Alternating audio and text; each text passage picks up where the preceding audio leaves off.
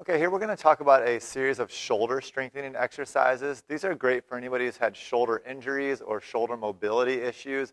It's really focusing on strengthening the rotator cuff muscles all the way around the shoulder here.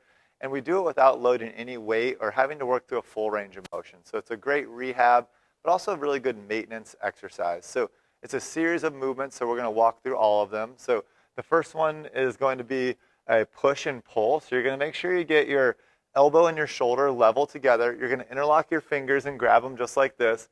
You want to make sure we're really working that core, so keep the pelvis tucked and core engaged, head back. The first thing you're going to do is pull the arms apart as hard as you can for 5 seconds, and then relax, and you're going to repeat that for 5 reps. The next one, you're actually going to stay in the same position and push the hands together for 5 seconds, rest, and repeat that for 5 reps.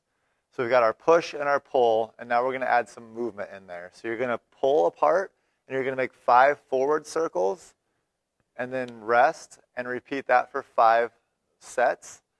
And then we're going to push them together and do 5 forward circles for 5 sets.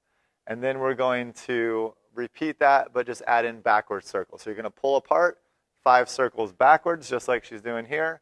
Rest 5 times, and then you're going to push and do the circles backwards, 5 circles for 5 sets. So that's our circles. And the next thing we're going to do is really work to create some more stability in the shoulder. So she's going to bring her arms up and make the box shape. So again, elbow and shoulder nice and level, palm facing down. She's going to take the next hand and place it on top. And for the first series of movements, she's going to actually lift up with her bottom hand while resisting with this top hand for 5 seconds. Then she's going to rotate her hand over and point the bottom thumb up. And again, she's going to lift up for 5 seconds to get a different rotator cuff muscle. Then she's going to pivot the hand down, pointing the thumb down, and lift up for 5 seconds, again, applying resistance here. That's one series there. Then she's going to switch her hands over. So she's going to put this hand on top. And now instead of lifting up, she's going to apply a downward pressure with this arm while resisting with this arm for 5 seconds.